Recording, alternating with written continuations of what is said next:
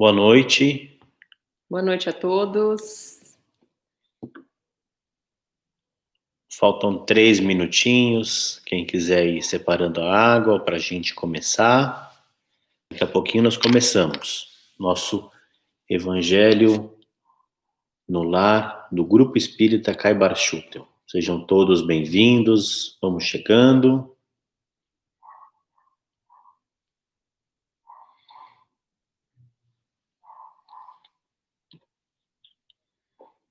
Tragam também o Evangelho para quem quiser acompanhar conosco a leitura.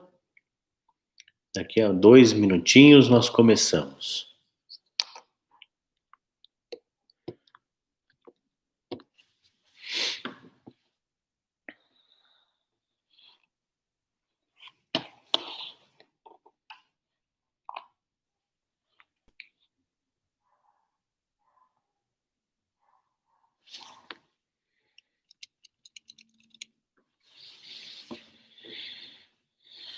Boa noite a todos.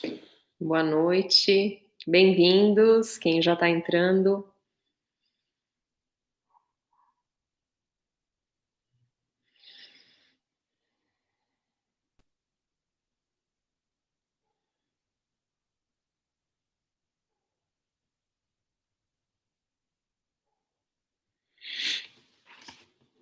Mais 1 minutinho para começarmos. Deixem separado aquele copinho, aquela jarra de água, para que nós possamos fluidificar também.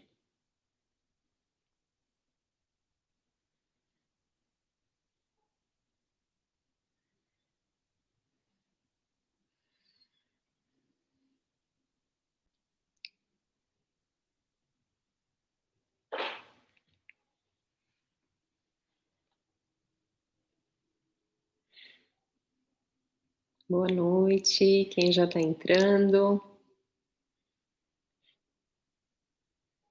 Estamos quase lá, dá tempo de se preparar. Boa noite, Paulo. Boa noite, Valtinho, Sueli, todo mundo. 21 horas e hoje nós vamos fazer um evangelho diferente aqui com vocês. Hoje era programado da Marjorie fazer e eu vou entrar de penetra aqui no estudo para que a gente possa também trazer um pouco desse ambiente familiar junto de vocês. É uma alegria poder estar entrando no lar de vocês e que a gente possa passar breves momentos juntos e buscarmos a inspiração no Evangelho de nosso Mestre Jesus, né? Uma boa noite a todos e vamos lá, Mágira, contigo. Então vamos fazer uma prece para iniciar o nosso estudo. Mestre Jesus, agradecemos do fundo do nosso coração a oportunidade de estarmos aqui juntos, unidos em pensamento, buscando no seu Evangelho a inspiração e a orientação para os nossos dias, que saibamos absorver todas as lições que iremos estudar para trazer luz para os nossos passos, calma, harmonia e muita fé. Que assim seja. Bom, a gente separou para estudar hoje o capítulo 10. Bem lá no finalzinho, os 3 últimos itens do capítulo 10, que é o capítulo Bem-aventurados os misericordiosos. E nós vamos ler, nesses 3 últimos itens, o título é permitido repreender os outros? Então vamos lá. Item 19. Ninguém sendo perfeito, não se segue que ninguém tem o direito de repreender o próximo? São Luís, Paris, 1860. Venha então a resposta dele. Certamente que não, pois cada um de vós deve trabalhar para o progresso de todos e, sobretudo, dos que estão sob a vossa tutela. Mas isso é também uma razão para o fazerdes com moderação, com uma intenção útil, e não como geralmente se faz pelo prazer de denegrir. Neste último caso, a censura é uma maldade, No primeiro, é um dever que a caridade manda cumprir com todas as cautelas possíveis. E ainda assim, a censura que se faz a outro deve ser endereçada também a nós mesmos, para vermos se não a merecemos. Vamos então continuar aqui, porque a próxima questão é uma continuidade desse mesmo tema. Será repreensível observar as imperfeições dos outros quando isso não possa resultar nenhum benefício para eles, e mesmo que não as divulguemos? Tudo depende da intenção. Certamente que não é proibido ver o mal quando o mal existe. Seria mesmo inconveniente ver-se por toda parte somente o bem. Essa ilusão prejudicaria o progresso. O erro está em fazer essa observação em prejuízo do próximo, desacreditando-o sem necessidade na opinião pública. Seria ainda repreensível fazê-la com um sentimento de malevolência e de satisfação por encontrar nos outros em falta.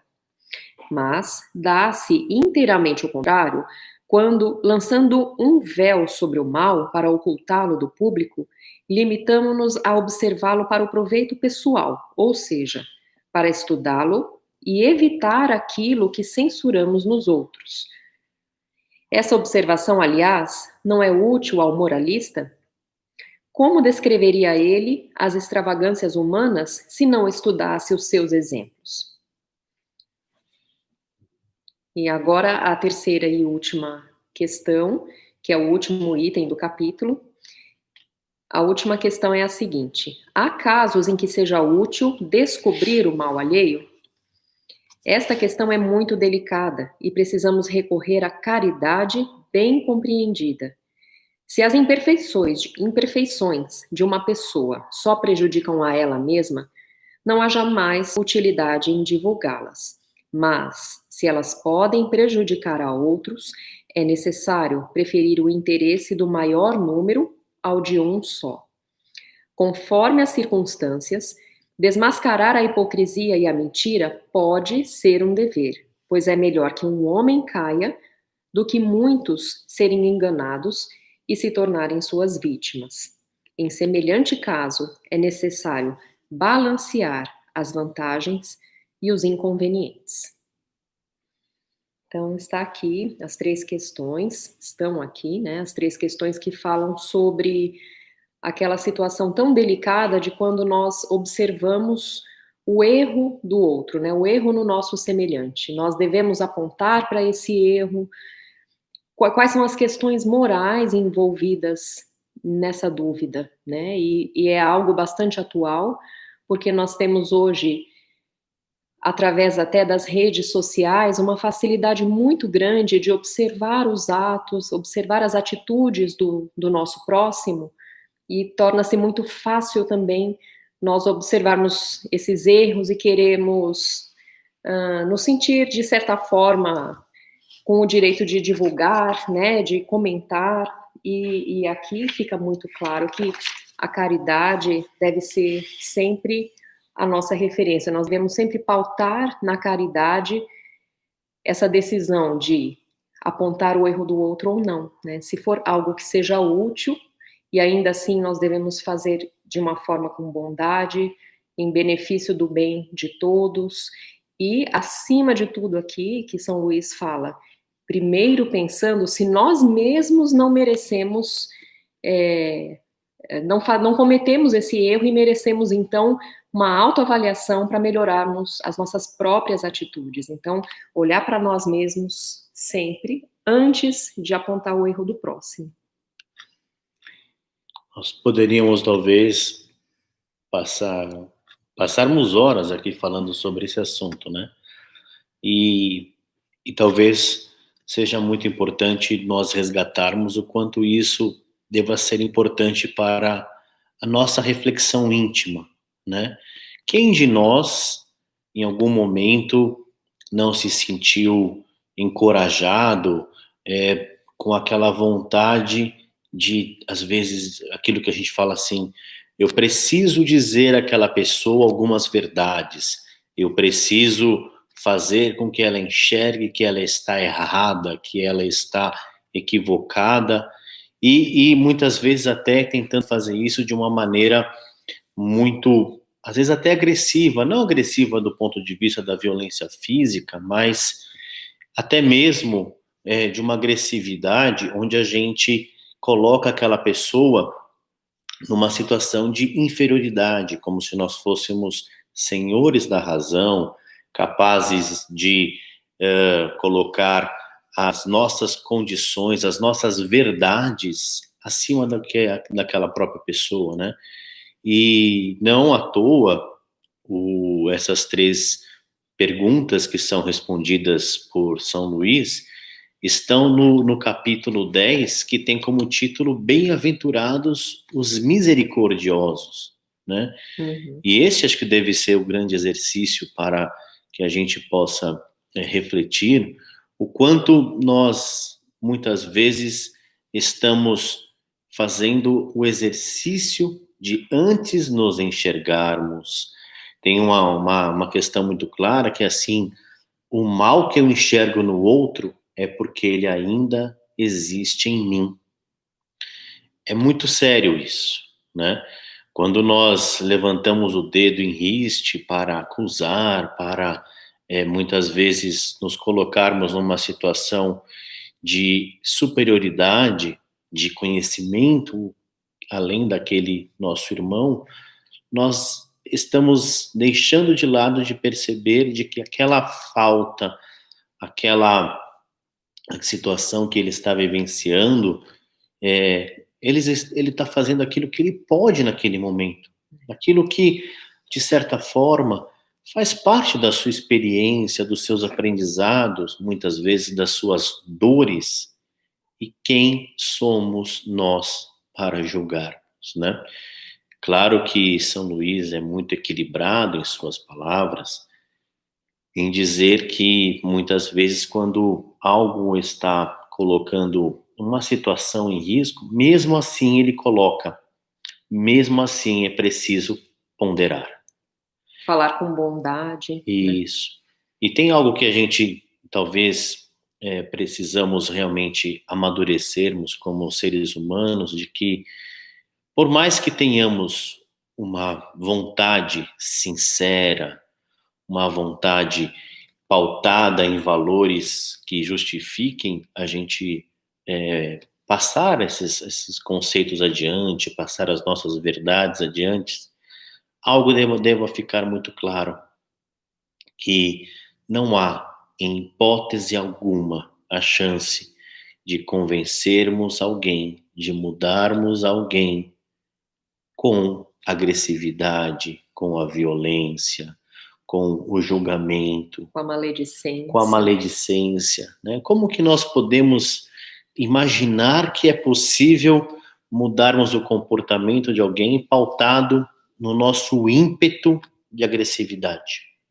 E eu acho que a gente pode até dizer isso, algo que você tem estudado bastante com relação aos filhos, né? Sim. Os nossos filhos são espíritos eternos, que têm as suas experiências e vão avançando ao longo da vida e vão mostrando esta herança, né, de muitos anos. E como é que a gente corrige isso? Aqui, a gente está falando, às vezes a gente está pensando aqui de um parente, um amigo, um colega de trabalho, seja lá o que for, mas e no nosso lar? Qual a maneira que nós podemos fazer para corrigirmos um erro de um filho, Sim. Apontar algo que ele precisa rever, né? O que você acha? Então, justamente, a gente tem visto as correntes mais modernas da educação mostrando que quando você está na posição de ter que orientar um filho, corrigir os erros que inevitavelmente ele vai cometer, afinal ele está aprendendo, o primeiro movimento que o pai, a mãe deve fazer é de acolher, de entender esse filho, de entender que ele está num processo de aprendizagem, antes de criticar, antes de ter uma imposição de uma autoridade de pai, né? Porque no fundo a gente tem que lembrar que nós somos todos irmãos, né? Somos todos filhos de Deus, e ninguém é tão mais sábio ou mais conhecedor do que outro, então a gente tem que ter um respeito muito grande pela etapa de aprendizagem que o filho se encontra, e primeiro acolher, primeiro entender aquela dificuldade, aquele erro que ele cometeu antes de gritar, de mostrar uma intolerância com aquele erro, antes de criticar o filho, antes de fazê-lo se sentir mal muitas vezes, né? A gente tem que transmitir o sentimento de compreensão, de acolhimento. E aí, exatamente, dá para você fazer um espelho disso para situações da nossa vida adulta também. Então, quando o outro erra, antes da gente criticar, antes da gente começar a apontar o erro daquela pessoa, talvez refletir, né? Refletir sobre essa situação, sobre o fato dele, como você disse, estar fazendo o melhor que ele pode ali, ele pode não estar errando intencionalmente, são os valores que ele possui agora. Mas ele é um espírito numa jornada evolutiva, assim como nós, e ele também vai ter condições num futuro de ser uma pessoa melhor também. Então, quem somos nós para criticar, né? E fazer essa autoanálise sempre, né? O que nós vamos criticar no outro, será que nós somos exemplo? Nem sempre, né? Então é Eu sempre. acho que isso acaba acontecendo muito, não só com os filhos, mas às vezes na nossa relação mais próxima, até mesmo o casal, até mesmo entre pai e filho, mãe e filha. Eu digo isso até mesmo quando você está já numa idade adulta e seu pai, sua mãe um pouco mais velhos, né? Em que a gente muitas vezes se arvora numa relação em que nós talvez tenhamos os laços de família, os parentescos corporais, como bem colocado no Evangelho, e nós nos arvoramos para, muitas vezes, despejar numa relação. Então, às vezes, numa situação em que alguém faz alguma coisa que você não gosta, nem da tua família, você devolve aquela situação com palavras que às vezes machucam, e às vezes a pessoa ainda fala assim: ele sabe como eu sou, ele conhece meu jeito, ele sabe que eu sou assim e eu estouro e não tem jeito. Mas será que desta forma? Ou seja, olha como há uma inversão de valores. Nós estamos exteriorizando a nossa mágoa, a nossa raiva momentânea, exigindo do outro que nos aceite como somos, mas não somos capazes de aceitar aquela dificuldade que causou essa situação, De aceitar o de outro aceitar como o ele outro é. como ele é.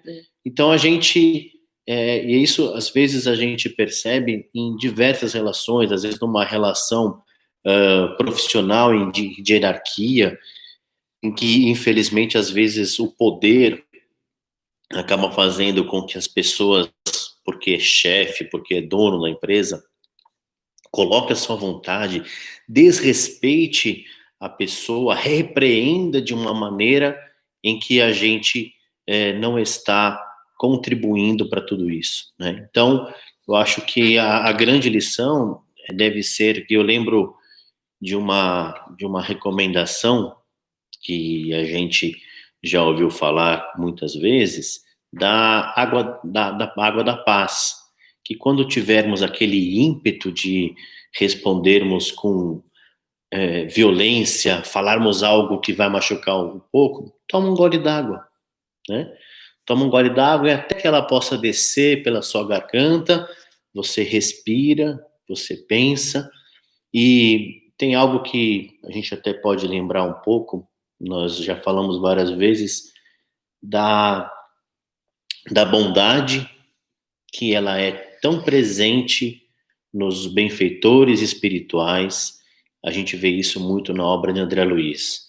Às vezes a gente se depara com situações lá que a gente pensa assim: por que que o Clarencio, por que que o Gúbio não pegou pelo pescoço e não chacoalhou e não fez entender que aquilo tinha que acontecer? Que aquele determinado espírito estava fazendo errado, Exato. estava errando terrivelmente. A gente teve agora acho que foi Sete Destino do ano O passado, né? Félix. O Félix, né?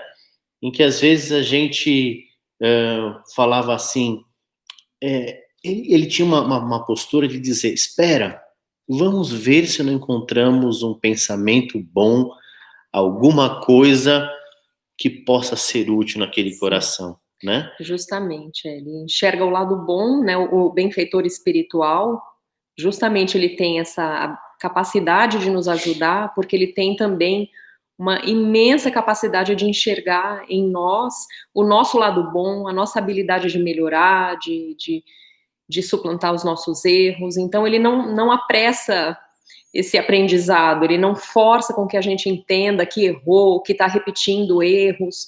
Ele simplesmente nos aguarda, inspira o nosso coração agindo bem, né? Sempre com amor, sempre com acolhimento. É aí que a gente tem que aprender mesmo, né? Quando nós vemos o erro do outro, né, que justamente é o título aqui do capítulo, desse trecho, é permitido repreender os outros? Então, antes de tudo, nós devemos buscar a bondade, o amor, a compreensão do outro, a compreensão da nossa própria condição também, né? Antes de levantar a mão para apontar o erro de qualquer pessoa. E é bom a gente lembrar que, ao fazermos isso, de forma nenhuma significa que estamos nos colocando de maneira superior àquela pessoa, que temos uma evolução que nos confere isso, mas pelo contrário, nós estamos falando agora mesmo da repreensão para com a educação dos filhos, né? A gente sabe, nós temos filhos, tantos amigos que estão nos ouvindo também têm, às vezes tem aquela coisa que fala assim, nos tira do sério, né? Mas a gente deve lembrar que o exemplo não é a melhor forma de educarmos. Não é a melhor, é a única. Não tem outra. Não há como nós imaginarmos outra forma de educarmos aqueles que nos foram confiados nessa encarnação, como nossos filhos, senão pelo exemplo.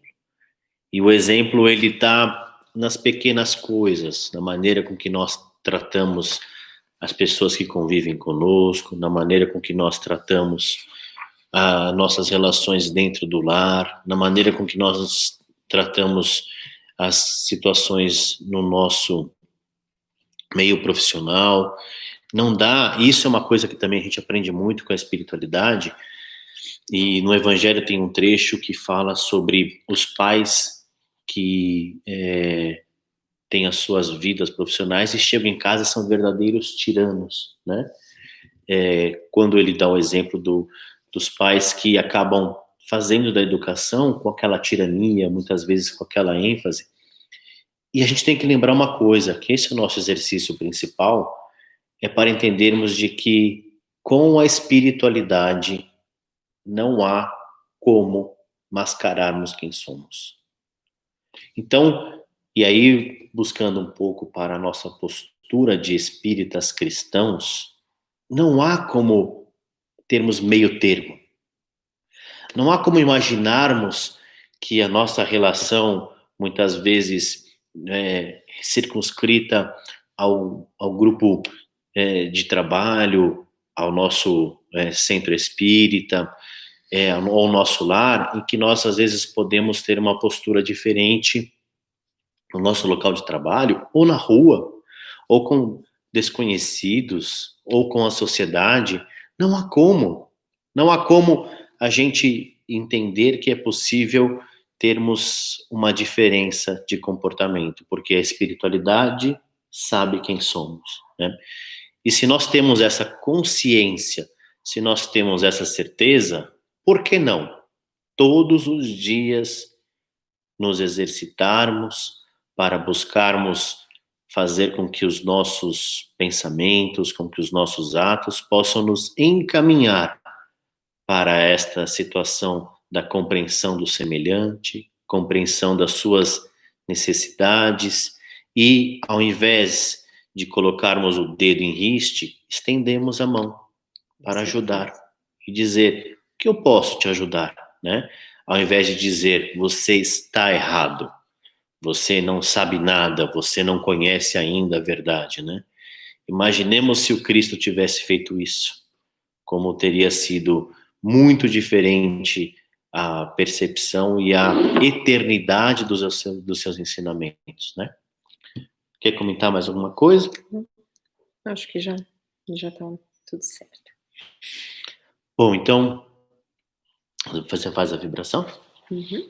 Vamos convidar a todos, então, para a nossa vibração final, dizer que é uma alegria poder estarmos fazendo parte um pouquinho do lar de vocês. Sentimos falta de todos, a alegria do convívio, mas nós temos certeza de que até mesmo com a lição de hoje, quando a gente aplica isso, inclusive nesses momentos em que estamos impossibilitados de estarmos juntos, quando for possível e no tempo certo, na maneira que for possível, nós vamos compartilhar de sentimentos mais intensos, mais verdadeiros.